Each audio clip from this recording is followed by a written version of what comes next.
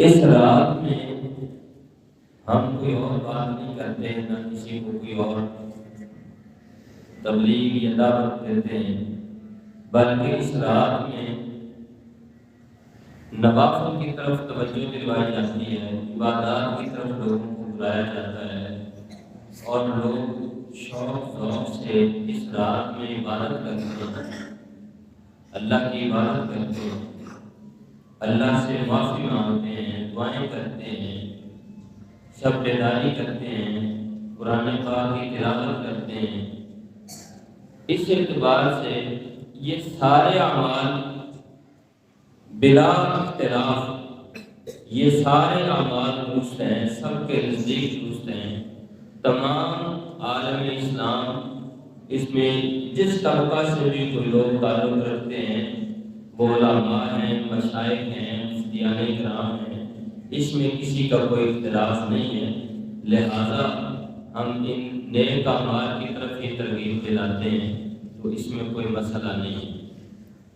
کہ جس سے کوئی پریشان ہو یا کوئی اختلاف کی طرف جائے۔ بات تو نیک اعمال کی ترغیب کی ہے۔ دوسری بات یہ ہے کہ پہلے ایک ہمارے ہاں نظام ہوا کرتا تھا، آپ لوگ سمجھتے ہوں گے، جانتے ہوں گے، لوگوں کا رجحان، لوگوں کی ترجیحات مساجد کی طرف تھی، نماز پڑھنے کی طرف لوگوں کی ترجیح تھی، دین کی طرف لوگوں کی توجہ تھی، آپس میں ایک دوسرے کے لیے محبتیں تھیں، آپس میں ایک دوسرے کا خیال تھا۔ اور اس وقت جب کوئی ایسا تہوار آتا تھا، شب معراج یا شب برات یا شب قدر، اس طرح کوئی رات آتی تھی تو لوگوں کی توجہ مسجد کی طرف اتنی زیادہ ہوتی تھی کہ مساجد میں نماز پڑھنے کو کئی لوگوں کو جگہ نہیں ملتی جو دیر سے آتے ہیں۔ آج کل لوگ ایسی کچھ وجوہات پر جب لوگ یہ کہنا شروع کر دیتے ہیں کہ جی یہ مناسب نہیں، وہ مناسب نہیں، عبادات سے بھی روکنا شروع کر دیتے ہیں، جیسے ابھی میں نے ذکر کیا کہ لوگ کہتے ہیں کہ اس کا کوئی وجود ہی نہیں، تو ان باتوں کے پیچھے لگ کے کوئی نہ کوئی لوگ تو پریشان ہوتے ہیں، ان کے ذہن کے اندر یہ بات آتی، لوگ پیچھے ہوتے ہیں۔ تو ایسی باتیں ہیں کچھ، اور کچھ بے عملی، دین سے دوری۔ عام حالات میں بھی ہم مساجد کے قریب نہیں جاتے، نماز پڑھنے کم جاتے ہیں، قرآن پاک کی طرف سے ہماری توجہ ہٹ رہی ہے۔ تو جب ایسی کوئی مقدس اور بابرکت رات آتی ہے تو اس رات میں بھی لوگ توجہ نہیں کرتے۔ مساجد میں ہم دیکھتے ہیں کوئی خاص فرق نہیں پڑتا، وہی چند لوگ، تھوڑا بہت ان کے اندر اضافہ ہوتا ہے اور وہ آتے ہیں۔ نتیجہ اللہ کی رحمت سے دوری، مشکلات وہ ہمارا گھراؤ کرتے جا رہی ہیں، تنگیاں ہمارے درمیان آتی چلی جا رہی ہیں، مشکلات میں ہم خود پس رہے ہیں، اور وہ مختلف قسم کی مشکلات بن کے ہمارے سر کے اوپر ٹوٹ رہی ہیں۔ اس کی وجہ یہ ہے کہ ایسی مقدس راتوں میں بھی ہم اللہ کی بارگاہ میں رجوع نہیں کرتے، ایسی مقدس راتوں میں بھی نہیں آتے۔ پہلے ہم دیکھا کرتے تھے کہ ایسی مقدس راتوں میں مساجد بھر جایا کرتے، لوگوں کی توجہ، ذوق شوق کے ساتھ لوگ غسل کر کے صاف ستھرے کپڑے پہن کر لوگ پہلے وقت سے پہلے آ جاتے تھے۔ اب یہاں قرآن مقدس سے اس اعتبار سے ذرا توجہ فرمائیں۔ اللہ رب العزت قرآن پاک میں ارشاد فرماتا ہے والذین یبیتون لربہم سجدا وقیاما۔ اللہ تعالیٰ جہاں اپنے خاص بندوں کا ذکر فرما رہا ہے جن کو اس کی بے شمار رحمتیں ملتی ہیں، ان میں اللہ رب العزت فرماتا ہے کچھ اللہ کے بندے وہ ہیں جو ساری رات اللہ کی بارگاہ میں اپنے رب کے لیے سجدے اور قیام میں گزار دیتے ہیں۔ تو شب برات میں ہم یہی کرتے ہیں، شب بیداری کا یہی مطلب ہے۔ شب بیداری کیا ہے؟ شب بیداری یہ ہے کہ جب ساری مخلوق سو رہی ہو، جہان میں شور شرابہ ختم ہو جائے، لوگ سو جائیں، اس وقت اللہ رب العزت کی رحمت کی طرف آنا، اللہ کی بارگاہ میں جھکنا، اس کی بارگاہ میں آہوازاری کر کے اس کو منانا، اس کی بارگاہ میں سجدہ کرنا، اس کی عبادت کرنا، اس کے پیارے حبیب صلی اللہ علیہ وسلم کی پاک ذات پہ درود و سلام پڑھنا، اس کے لعنت کلام پاک کی تلاوت کرنا، اس چیز کو اگر مختصر الفاظ میں ہم سمیٹیں تو اسے شب بیداری کہتے ہیں۔ اور حضور پاک صلی اللہ علیہ وسلم ارشاد فرماتے ہیں، اماں عائشہ صدیقہ رضی اللہ تعالیٰ عنہا آپ روایت فرماتی ہیں کہ حضور پاک صلی اللہ علیہ وسلم نے ارشاد فرمایا، نصف شعبان معظم کی رات کو اللہ رب العزت کی ذات جیسے اس کی شان کے لائق ہے وہ آسمان دنیا پر جلوہ گری فرماتی ہے۔ اللہ کی ذات جو آسمان زمین کے قریب تر ہے، یعنی پہلے آسمان پر اللہ کی رحمت آ کر اپنے بندوں کو آواز دیتی ہے اور اپنے بندوں کو پکارتی ہے، اللہ کی طرف سے ایک صدا آتی ہے، بندوں کی طرف منادی ندا کرتا ہے اللہ کے حکم سے کہ ہے کوئی آج کی رات اللہ کی بارگاہ سے بخشش مانگنے والا کو اسے بخش دیا جائے۔ سبحان اللہ۔ ہے کوئی آج کی رات رزق میں جو تنگی ہے جس کے وہ رزق سے رزق میں فراخی مانگنے والا کو اس کا رزق فراہم کر دیا جائے۔ ہے کوئی آج کی رات اپنی مشکلات سے نجات مانگنے والا کہ اس کی مشکلات دور کر دی جائیں۔ ہے کوئی شخص جو پریشانیوں کو دور کروانا چاہتا ہو، آج اپنے رب کو پکارے، اللہ رب العزت اس کی پریشانیاں دور کر دے۔ ہے کوئی شخص اللہ کی رضا کا طالب کہ اسے اللہ کی رضا میسر آ جائے، اس وقت یہ صدائیں لگتی ہیں۔ اور جو اللہ کے بندے اس وقت اللہ کی بارگاہ میں بیٹھ جاتے ہیں اور عرض کرتے ہیں، اللہ رب العزت مہربانی فرما دیتا ہے۔ یہ شب بیداری اس چیز کا نام ہے، اس لیے ہم شب برات کو اکٹھے ہوتے ہیں اور عبادت کرتے ہیں۔ اس میں کوئی ایسا مسئلہ نہیں ہے جو کہ اختلاف والا۔ ہاں، جو لوگ اس رات کو اپنی بے علمی کی وجہ سے، اپنی جہالت کی وجہ سے ایسے اعمال کرتے ہیں جو اللہ کی ناراضگی کا سبب بنتے ہیں، تو وہ اپنی جہالت کی وجہ سے کرتے ہیں۔ ان کا اس چیز سے کوئی تعلق نہیں ہے کہ کوئی شخص یہ کہے کہ دیکھیں جی شب برات کا یہ مذاق اڑایا جا رہا ہے۔ وہ لوگ خود جاہل ہیں اور اپنے عمل کے وہ خود ذمہ دار ہیں۔ جو چیزیں غلط ہیں، ہمارا کام ہے جس شخص کو پتہ ہو اس چیز کا وہ اچھے طریقے سے ان کو سمجھائے کہ یہ کام غلط ہے، اس کو نہیں ہونا چاہیے، اور یہ کام درست ہے، اس کو ہونا چاہیے۔ اس رات کو سب سے پہلے یہ بات میں عرض کر رہا ہوں کہ بخشش کا اعلان ہوتا ہے کہ ہے کوئی بخشش مانگنے والا۔ اب بات یہ ہے، ہمارے یہاں رواج ہے اس رات کو اللہ کی بارگاہ میں ہم آتے ہیں یا کوئی مخصوص راتیں ہوتی ہیں۔ میں اصلاح کے طور پر کچھ چیزوں کی طرف توجہ دلوانا چاہتا ہوں۔ ہماری ایک روٹین ہے، رواج ہے ہمارا، مقدس راتیں ایسی آتی ہیں، بابرکت راتیں،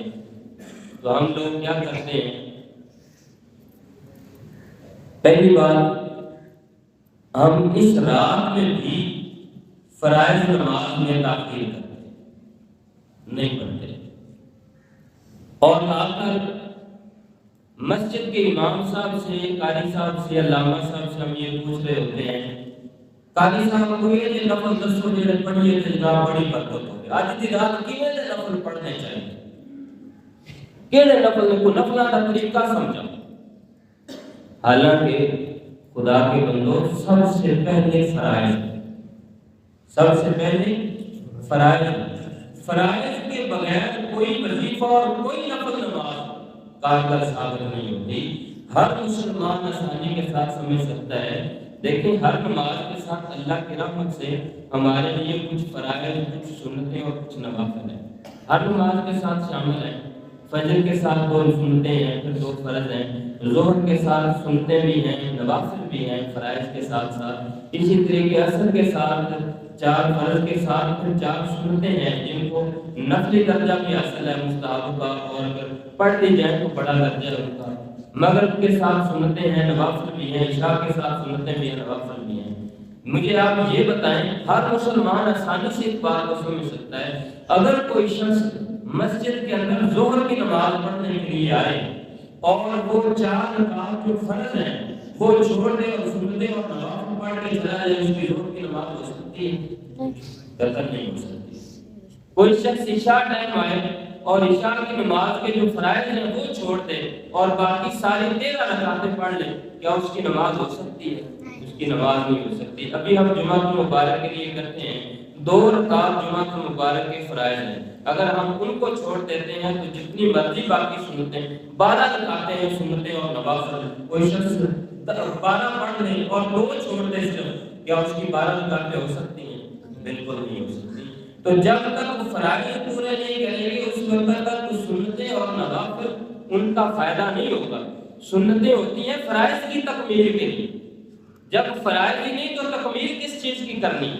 درست کس چیز کو کرنا؟ تو اس رات بھی ہم لوگ کیا کرتے ہیں، فرائض سے دیر سے آتے ہیں، فرض نماز میں جماعت کے ساتھ شامل نہیں ہوتے، بعد میں آتے ہیں اور پھر آ کے نوافل کا طریقہ سمجھ رہے ہوتے ہیں۔ تو یہ بات غلط ہے، فرائض پورے کریں پہلے۔ اور اس کے ساتھ ساتھ میں آپ کو یہ بات بھی عرض کر دوں، یہاں آ کر اس کے بعد نوافل پوچھنا، کیسے نوافل پڑھے جائیں، کن سے رزق ملتا ہے، کن سے کون سی برکت حاصل ہوتی ہے، طریقہ کار کیا ہے، یہ پوچھنا، یہ بات اسی چیز سے ریلیٹڈ ہے، آپ اسی چیز سے سمجھ لیں متعلقہ ہے کہ جتنے بھی علماء کرام ہیں، جتنے بھی پیران نظام ہیں، جتنے بھی عظیم لوگ ہیں، مقدس ہستیاں ہیں، انہوں نے جتنے بھی وظائف بتائے ہیں، کسی نے یہ نہیں فرمایا کہ فرائض چھوڑ کر یہ وظیفہ کرو گے تو تمہارا پورا ہو جائے گا، کسی نے یہ نہیں فرمایا۔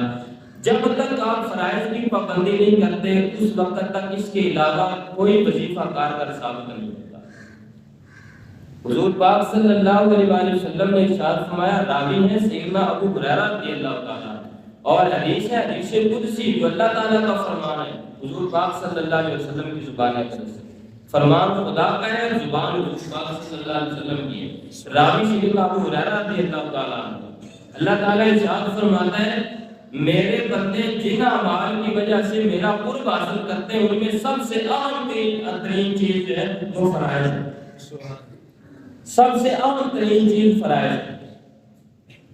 یعنی فرض پہلے پڑھ۔ اس کے ساتھ ساتھ یہ بھی چیز آپ ذہن میں رکھیں، اگر کسی بھی رات میں شب برات، شب قدر یا شب معراج وہ الگ،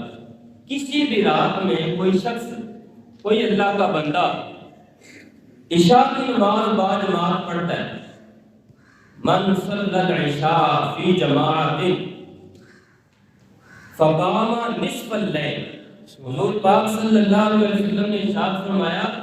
جس شخص نے عشاء کی نماز باجماعت ادا کر دی گویا کہ اس نے آدھی رات قیام میں گزاری، سبحان اللہ۔ اور پھر فرمایا ومن صلی الصبح فی جماعت فقام کل اللیل، جس شخص نے صبح کی نماز بھی جماعت کے ساتھ پڑھ لی، عشاء بھی جماعت کے ساتھ پڑھ لی، صبح بھی فجر بھی اس نے جماعت کے ساتھ پڑھ لی، گویا کہ اس نے ساری رات قیام کی، سبحان اللہ۔ تو یہاں کس چیز کی اہمیت بیان کی گئی؟ فرائض، فرض نماز۔ تو جب تک فرض پورے نہیں ہیں اس وقت تک نفل کا فائدہ نہیں ہے۔ رزق میں برکت کا وظیفہ ہو، گھروں میں مشکلات جو ہے اس سے چھٹکارے کا وظیفہ ہو، پریشانیوں سے چھٹکارے کا وظیفہ ہو، بیماریوں سے جان چھڑانے کا وظیفہ ہو، کوئی بھی ہو، شفا حاصل کرنے کا وظیفہ ہو، پہلے فرائض ہیں اس کے بعد نوافل ہیں، وظائف بعد میں ہیں، سب سے بڑا وظیفہ فرض نماز ہے۔ تو پہلے اس چیز کی طرف توجہ کی جائے، اس کے بعد تو گویا کہ سب سے اہم ترین عبادت اس رات، اللہ تعالیٰ اگر ہمیں توفیق دے اور اس رات کو ہم اللہ کی بارگاہ میں آ جائیں، یہی سوچ کر ہم آتے ہیں چلو کہ یہ رات بڑی بابرکت رات ہے، اگر یہی سوچ کر ہم اللہ کی بارگاہ میں آ جائیں تو سب سے اہم ترین کام یہ ہوگا کہ جو سب سے اہم، میں آپ کو بتاؤں، آپ لوگ پوچھتے ہیں، کوئی بھی پوچھتا ہے، آپ سے کوئی پوچھتا ہے، باہر کوئی شخص پوچھتا ہے کہ یہ رات کون سے نوافل سب سے افضل ہے، تو میں آپ کو ایک سب سے قیمتی ترین وظیفہ یہ عرض کرنے کی کوشش کرتا ہوں، وہ یہ ہے کہ اس رات جب اللہ کی بارگاہ میں آ جائیں، عشاء کی نماز جماعت کے ساتھ پڑھنے کے بعد جتنی دیر تک آپ شب بیداری کرنا چاہتے ہیں، جتنی دیر تک آپ عبادت کرنا چاہتے ہیں، آپ اپنی قضا نمازیں پڑھیں۔ یہ سب سے بڑے عظیم سب سے بڑا قضا نمازیں پڑھیں۔ قضا نمازیں ہمارے ذمہ ہیں، ان کا ہم نے حساب دینا ہے، ان سے ہماری جان نہیں چھوٹ سکتی، ان کا ہمیں حساب دینا ہوگا۔ اللہ رب العزت اپنی مہربانی سے معاف فرما دے، وہ مہربانی فرمانے والی ذات ہے، وہ غفور الرحیم ہے، بخشنے والی ذات ہے، وہ اس کے ذمہ کرم پر ہے، وہ مہربانی فرما دے تو مہربانی فرما دے۔ لیکن اصول یہی ہے کہ فرائض نمازیں ہمارے ذمہ ہیں، بجائے نوافل باقی اور لوگ گنتی کے ساتھ مقابلہ کرتے ہیں، میں نے 100 پڑھے ہیں، میں نے 200 پڑھے ہیں، میں نے 50 پڑھے ہیں۔ ان کی بجائے آپ جتنی قضا نمازیں پڑھ سکتے ہیں وہ پڑھیں، اور جتنے دین کے مسائل سمجھ سکتے ہیں وہ سمجھیں۔ اس کے ساتھ ساتھ ایک اور چیز ہوتی ہے، اس رات میں یہ مطلب قضا نمازیں اور اس کے یہ چیز ہمارے یہاں ایک چیز ہے، آج کل عجیب نظام چل گیا ہے، موبائل پر لوگ میسج کر دیتے ہیں، آپ دیکھیں گے 1-2 دن پہلے ہی آنے لگ جائیں گے میسج، اور اس دن تو خاص طور پر آج بڑی بابرکت رات ہے جی، میں نے کسی کا دل دکھایا ہو تو مجھے معاف کر دینا، میں آپ سے معافی چاہتا ہوں، مجھے اپنی دعاؤں میں یاد رکھنا۔ اس طریقے معافی نہیں ہوتی، اللہ کے بندوں اس طریقے معافی نہیں ہوتی، یہ معافی مانگنے کا طریقہ نہیں ہے۔ آپ نے چلے سمجھنے کے لیے میں عرض کرتا ہوں، آپ توجہ فرمائیں، میں نے کسی شخص کا حق چھینا ہے، کسی شخص کا میں نے حق چھینا کسی بھی اعتبار سے، اچھا میں اس رات اس کو میسج کر دوں کہ جناب آپ مجھے معاف کر دیں، میری کو غلطی ہے، کیا جو حق میں نے چھینا ہے وہ معاف ہو جائے گا؟ میں نے کسی کا دل دکھایا ہے، میں نے کسی کی چوری کی، کسی کے ساتھ جھوٹ بولا، کسی کے ساتھ دھوکہ دیا، کسی شخص نے کسی کے ساتھ کوئی بھی ایسا عمل کیا ہو، اس کو ناراض کیا ہو، اس کا نقصان ہوا ہو، میسج کرنے سے وہ معافی ہو جائے گی؟ اس کو آپ ایک شرارت ہی سمجھ لیں، یہ کوئی اچھی بات کوئی نہیں، یہ کوئی وظیفہ نہیں ہے، اور یہ کوئی اس طریقے معافی ہونے والی نہیں۔ اللہ کے بندوں کے حقوق معاف ہونے کی 3 صورتیں ہیں، یہ سمجھیں۔ ایک تو یہ اس شخص سے براہ راست ملے اور براہ راست مل کر اس سے اظہار کریں کہ بھائی میرے دل کے اندر یہ، میرے دماغ کے اندر یہ بات ہے کہ فلاں موقع پر مجھ سے تیرے فلاں حق تلفی ہو گئی تھی، یا میں نے فلاں مجھے نقصان پہنچایا تھا، فلاں موقع پر میں نے تجھے پریشان کیا تھا، میرے ذہن کے اندر بات آ رہی ہے، اگر ہو سکے تو اللہ کی رضا کے لیے مجھے معاف کر دے۔ وہ معاف کر دے چاہے تو معافی ہو جائے گی، اگر نہ کرے گا تو اس کی حق کو، اس کا حق ویسے ادا کرنا ہوگا جیسے کہ مناسب طریقے سے شریعت کے مطابق ادا کرنا چاہیے، پھر معافی ہو جائے۔ دوسری صورت اس کی یہ ہے، قیامت والے روز ہماری نیکیاں اس شخص کے پلڑے میں جائیں اس کے مطابق جتنا ہم نے اس کا نقصان کیا، کسی کا قرض دینا تھا یا کسی پر کوئی ظلم زیادتی تھی، تو قیامت والے دن اس کے بدلے میں ہماری نیکیاں جائیں گی اس کے نام اعمال میں، اور پھر معافی ہوگی، بگرنا نہیں۔ اور تیسری صورت یہ ہے کہ اللہ رب العزت اس بندے کو اپنی جناب سے کچھ عطا فرما دے، مظلوم کو، جس کی حق تلفی ہوئی ہے، جس پر ظلم ہوا ہے، اللہ تعالیٰ اس کو اپنی جناب سے کچھ اس کے بدلے میں عنایت فرما دے، اور قیامت والے دن خود اللہ ارشاد فرمائے کہ میرے بندے، یہ میرا بندہ بھی میرا بندہ ہے تو میں اس پر مہربانی کرنا چاہتا ہوں، اس کے بدلے میں تجھے فلاں نعمت عطا فرماتا ہوں، تو وہ نعمت لے کر راضی ہو جا اور میرے اس بندے کو معاف کر۔ تو یہ 3 صورتیں ہیں جس سے بندے کے حقوق معاف ہو سکتے ہیں، اس کے علاوہ والی صورت جو ہے وہ کوئی مناسب نہیں۔ قرآن پاک میں اللہ تعالیٰ نے ارشاد فرمایا، یہ بخشش مانگی جاتی نا اس رات میں، تو ہم بخشش کا طریقہ یہ ہے کہ اللہ رب العزت قرآن پاک میں ارشاد فرماتا ہے یا ایھا آمنوا توبوا الی اللہ توبۃ نصوحا، ایمان والو اللہ کی بارگاہ میں توبہ کرو، پکی توبہ۔ یہاں ایک واقعہ سنایا جاتا ہے توبہ نصوحا کے بارے میں کہ وہ ایک شخص تھا، وہ جناب نہ کوئی مرد تھا نہ عورت تھی، یہ شرعی واقعہ کوئی نہیں، یہ کوئی شرعی دلیل نہیں ہے، کوئی حدیث پاک نہیں ہے، کوئی واقعہ کوئی حکایت نہیں ہے، یہ لوگوں کی اپنی طرف سے بنائی ہوئی بات ہے۔ حقیقت یہ ہے کہ توبہ کرنے کے لیے 3 شرائط ہیں، توبہ کی 3 شرائط ہیں۔ پہلی یہ کہ اللہ کی بارگاہ میں جو گناہ ہم پہلے کرتے رہے اس کا اظہار کیا جائے، اعتراف کیا جائے کہ مجھ سے فلاں فلاں گناہ ہوا ہے،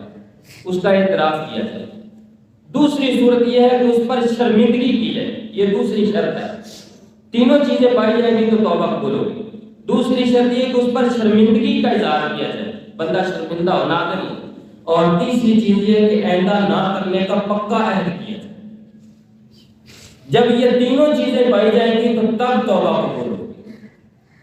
اگر اس کا اعتراف نہ کیا جائے، اس پر شرمندگی ہی کوئی نہ ہو اور دوبارہ پھر بار بار کرتا رہے، پھر توبہ نہیں۔ توبہ اس وقت ہوگی جب یہ 3 شرائط پائی جائیں گی، اس وقت۔ کیا جب ہم اس رات اللہ کی بارگاہ میں حاضر ہوتے ہیں، جو حقوق اللہ ہیں وہ معاملات تو اللہ ہی جانتا ہے، لیکن حقوق العباد میں واقعی ہم ایسا کرتے ہیں؟ اعتراف جرم کرتے ہیں اپنے بھائی سے، ندامت کا اظہار کرتے ہیں، یا ہم آئندہ سے اس کے ساتھ وعدہ کرتے ہیں کہ ہم نہیں کریں گے؟ تو جب یہ تینوں شرائط نہیں تو پھر اس سے ہماری خلاصی بھی نہیں۔ تو یہ تینوں شرائط کا ہونا لازمی ہے اس کے ساتھ پھر جائے۔ اور حقوق اللہ میں ایک بات یہ ہے کہ جو اعلانیہ گناہ ہوتے ہیں، اعلانیہ گناہ جو واضح نظر آتے ہیں، اعلانیہ گناہ ہوتے ہیں، ان کی توبہ بھی اعلانیہ کی جاتی ہے۔ اور جو خفیہ گناہ ہوتے ہیں، جو عام بندوں کو پتہ نہیں ہوتا، ان کے سامنے نہیں ہوتے، ان کی توبہ بھی خفیہ کر لیں تو تب بھی اللہ تعالیٰ مہربانی فرماتا ہے۔ یہ ہوتی ہے اصول کی بات، باقی مہربان تو اللہ کی ذات ہے۔ قبولیت تو وہاں سے ہے، معافی تو وہاں سے ہے، وہ جسے چاہے معاف فرماتا ہے، جسے چاہے بخش دے، ذمہ دار تو کوئی نہیں ہے۔ لیکن اصول یہی ہیں شریعت کے، ان اصولوں کے بغیر کام نہیں چلتا۔ اصول یہی ہے، اصول ہی ہمیں بیان کرنا چاہیے اور اصول ہی ہمیں سمجھنے چاہیے۔ اور اس کے ساتھ ساتھ پھر جب ہم کوئی چیز مانگیں اللہ کی بارگاہ سے، دعا کرتے ہیں، ہم اس رات معافی مانگتے ہیں، پکے ارادے کے ساتھ مانگیں، پکے ارادے کے ساتھ۔ اس رات عہد کریں، اپنے گناہوں کی بات ہے تو عہد کریں۔ یہ راتیں ایسی ہوتی ہیں، اس رات اگر اللہ کی بارگاہ میں آئیں تو عہد کریں، مالک مہربانی فرما، آج ہم کسی بہانے سے تیری بارگاہ میں حاضر ہو گئے تو تو کرم نوازی فرما کہ آئندہ ہمیں وہ توفیق عطا فرما، ایسے اعمال ہم کریں کہ جن اعمال سے تو راضی ہیں، جن اعمال جو اعمال تجھے پسند ہیں، اور ان اعمال کی ہمیں توفیق ہی نہ دے کہ جو اعمال تجھے پسند ہیں، جو تیری ناراضگی کا سبب بنتے ہیں۔ اور جب ہم دعا کرتے ہیں تو دعا پکے ارادے سے کریں، اس طریقے کہ اللہ پر پکا بھروسہ کریں کہ اس کے سوا کوئی بھی ایسی ذات نہیں ہے جو ہماری دعا قبول کرنے والا ہے، اللہ کی دعا قبول کرنے والا ہے اور اسی کے در سے یہ پکا ہے۔ پھر اللہ رب العزت وعدہ فرماتا ہے سورۃ طلاق کے اندر 28ویں پارے میں اللہ تعالیٰ ارشاد فرماتا ہے من یتوکل علی اللہ فہو حسبہ، جو شخص اللہ پر بھروسہ کر لیتا ہے اللہ تعالیٰ بھی اس کے لیے کافی ہے۔ پکا بھروسہ اللہ کی ذات، اپنے سارے کام اسی کے سپرد کر اور یوں کر کے دعا۔ میں ایک بات عرض کرتا ہوں، وقت ہو گیا لیکن 1-2 منٹ کی ایک بات میں عرض کرتا ہوں۔ ایک شخص اس نیت سے گھر سے نکلا کہ میں کسی اللہ والے کو تلاش کروں اور اس کی بیعت کروں، اس کے پاس اور اس کی خدمت کروں۔ اللہ والے کو تلاش کرتا کرتا جا رہا ہے تو ایک پہاڑی رستے سے، پہاڑ کے نیچے سے گزرا تو وہاں سے نوشہار اور سسکیوں کی آواز آ رہی، کوئی بندہ ہو رہا ہے۔ اس شخص نے کہا کہ کون ہے پتہ کرو۔ اوپر گیا تو ایک اللہ والا سجدے میں سر رکھ کے اللہ کی بات کر رہا ہے۔ ذہن کے اندر بات آئی کہ جس اللہ کے بندے کو تلاش کرنے نکلا وہ اس سے بہتر کوئی نہیں ہو سکتا۔ وہیں بیٹھ گیا، ان کی نماز مکمل ہوئی تو ان سے گزارش کی، اپنا مقصد بیان کیا انہوں نے لا تعلقی کا اظہار کیا، انہوں نے کہا، اللہ والے نے فرمایا کہ نہیں بھائی چلا جا، میں تو خود گناہ گار بندہ ہوں، تو یہاں سے چلا جا کوئی اور ڈھونڈ۔ انہوں نے کہا نہیں جی، جو میں نے آپ کی صفات دیکھی ہیں، اللہ والے تلاش بھی ایسے کیے جاتے تھے، ایک صفات کے ساتھ لگا، جو میں نے آپ کی صفت دیکھی ہے میں یہاں سے آگے نہیں جا سکتا، میں سمجھتا ہوں کہ میری تلاش یہاں پر مکمل ہوگی۔ خیر، اس نے اپنی عبادت مکمل کر کے اللہ والے نے اللہ کی بارگاہ میں دعا کی، آپ اٹھائے دعا کی۔ جب اس نے دعا کی تو واضح آواز آئی، ہاتھ سے گہری سی آواز آئی، اس نے بھی سنی، اے میرے بندے تیری دعا قبول نہیں ہے۔ پریشان تو ہوا کہ میں تو سمجھ رہا تھا کہ میں بڑے اللہ والے کے پاس آ گیا ہوں، لیکن یہاں تو واضح طور پر معاملہ ہے کہ اس کی دعا ہی نہیں قبول ہوئی۔ لیکن کہا کہ جو کچھ دیکھا ہے میں مزید تلاش کروں گا، مزید یہاں پر انتظار کروں گا۔ سال پورا گزر گیا۔ ایک سال کے بعد اس اللہ کے بندے نے پھر اپنی عبادات پر اسی طریقے دعا کی۔ عبادات کے بعد مالک ان کو قبول فرما اور مہربانی فرما، دعا کی تو اللہ کی طرف سے پھر صدا آئی کہ میرے بندے تیری دعا قبول نہیں۔ بات مختصر کے 7 سال اسی طریقے گزر گئے۔ جب 7واں سال کا نا تو اس اللہ کے بندے نے دعا کی تو پھر کوئی آواز آئی، تو یہ جو شخص بیعت کرنے کے لیے آیا تھا، اس کا لڑ پکڑنے کے لیے آیا تھا، دامن تھامنے کے لیے آیا تھا، یہ شخص رہ نہ سکا اور بول پڑا، کہنے لگا اللہ کے بندے جب 7 سال سے میں دیکھ رہا ہوں، پہلے کا عرصہ پتہ نہیں کتنا ہے، جب اتنے عرصے سے آپ اللہ کی عبادت بھی کر رہے ہیں اور اسی سے دعا بھی مانگ رہے ہیں اور آواز یہی آتی ہے کہ دعا قبول نہیں ہے، عبادت قبول نہیں، تو پھر آپ کچھ اور کریں، چھوڑ کیوں نہیں دیتے؟ آپ کوئی اور طریقہ اختیار کریں، کوئی اور کسی کو۔ اس اللہ والے نے اس وقت سے جواب دیا، اس نے کہا اچھا تیری بات ٹھیک ہے، پر مجھے ایک مشورہ دے، میں تو اپنے رب کی بارگاہ میں سال ہر سال یہ عرض کر رہا ہوں، مالک مہربانی فرما میری دعا قبول فرما، تو وہاں سے آواز آتی کہ میرے بندے تیری عبادت یا تیری دعا قبول نہیں، وہاں سے تو یہ آواز آتی تو مجھے یہ بتا اگر میں اس در کو چھوڑوں تو جاؤں گا، تو کوئی اور در مجھے بتا جہاں پر میں جاؤں تو قبول ہو۔ بس اس شخص کے دل کی یہ جو آواز نکلی زبان سے، تو اسی وقت ہاتھ پہ غیبی سے ایک اور صدا بلند ہوئی، ایک اور آواز، اور وہ آواز یہ تھی کہ میرے بندے جو تو نے دل کے اندر یہ پختہ یقین رکھا، جس کا یہ اظہار کیا نا کہ میرے علاوہ کوئی نہیں تیری قبول کرنے والا، جو تو نے آج اس چیز کا اظہار کیا ہے نا، اس کی وجہ سے تیری پچھلی زندگی کی ساری آرزویں ہم نے پوری کر دی کہ تیرا بھروسہ ہماری ذات پر اس قدر ہے۔ تو اس طریقے سے اللہ کی بارگاہ میں عرض کریں، پورے بھروسے۔ اللہ تعالیٰ کسی کی دعا کو رائے گا نہیں جانے دیتا، بلکہ خدا ناراض اس سے ہوتا ہے جو اللہ سے نہیں مانگتا، اس سے اللہ راضی ہوتا ہے جو بار بار اللہ سے مانگتا ہے، اور اس کی دعا کو اللہ رد نہیں فرماتا۔ اس لیے بار بار اللہ کی بارگاہ سے مانگیں اور پختہ یقین کے ساتھ مانگیں، اللہ تعالیٰ ہمارے گناہوں کی بخشش بھی فرماتا ہے اور ہمارے جو حق میں بہتر ہوتا ہے وہ عطا بھی فرماتا ہے۔ اللہ رب العزت ہمیں ان باتوں کو سمجھ کر ان پر عمل کی توفیق عطا فرمائے۔ باقی دعوانا الحمد